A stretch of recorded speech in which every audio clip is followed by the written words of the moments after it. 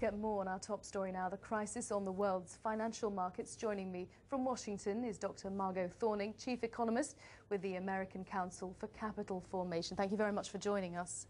My pleasure. Wall Street had a terrible day today. Was bailing out AIG the right thing to do? I think so. I think this company has such ramifications, not only for the U.S., but for people around the world, that it was the right thing to do to step in and keep it from failing. But isn't the truth of the matter that this sort of bailout isn't the way of fixing the situation's underlying problems? That's correct. I think the U.S. economy is plagued by two serious problems. One is the housing, the fall in the price of housing in the U.S. That is a persistent problem that unless we address it, none of the other things that policymakers are talking about doing will help. I think we need to address the housing problem, try to implement a plan to put a floor under housing prices. Right now, 10 million Americans are in houses where they have negative equity, where they owe more than the house is worth.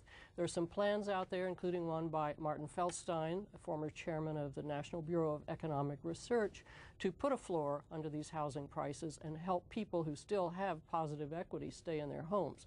That would go a long way towards stabilizing the economy. At the same time, we need to implement financial reforms. And the Treasury had released a report back in March of this year with extensive plans for overhauling mortgage lending, for overhauling financial regulatory oversight. So that plan ought to be dusted off and taken a look at. So those are the two things that need to be done to get the U.S. economy moving again.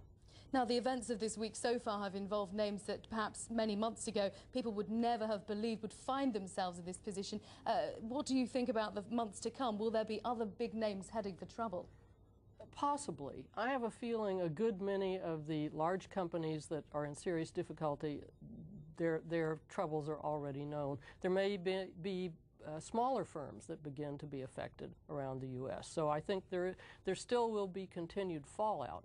But if members of Congress and the administration can begin to work on a financial reform plan soon, and if we can begin to address the need to put a floor under housing prices so that they don't fall very much farther, I think that would go a long way toward restoring consumer confidence. Consumer spending is growing very slowly. Normally in the U.S., consumer spending increases at about 3.5% a year.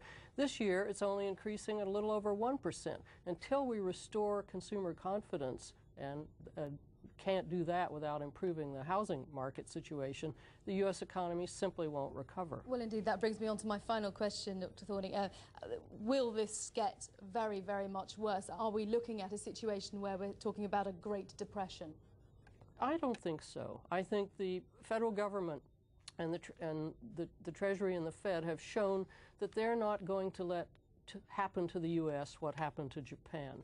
I think our policymakers have studied the mistakes of the Japanese officials during their crisis that began in the 1990s when their real estate market collapsed and their stock market collapsed. And I think we've studied what went wrong there, and I think our officials are acting very swiftly, and I think U.S. policymakers working with the Fed and the Treasury will be able to make the kind of changes that keep us from entering a really serious depression. But we do need to get going on housing and on financial market reform. Okay, Dr. Margo Thorning joining us from Washington. Thank you very much for your time. My pleasure.